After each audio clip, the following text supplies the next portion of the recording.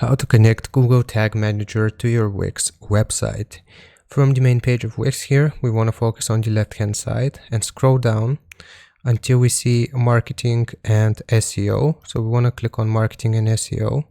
And here we will search for marketing integrations. So just click on marketing integrations and it will open up this page with the different applications. So we can see Google Tag Manager right here at the third spot currently.